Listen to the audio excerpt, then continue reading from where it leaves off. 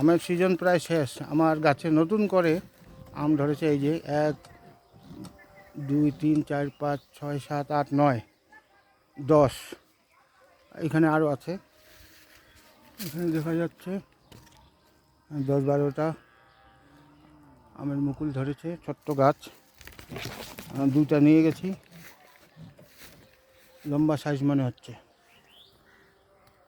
থাকলে এই আম গাছটাও দিবি, 2টা আম গাছ, এই যে আম গাছ, যদি ফলগুলো আটকে। হুম, এই মুকুল আছে, আম গাছে স্প্রে করছি। আর ওইখানে দেখতো,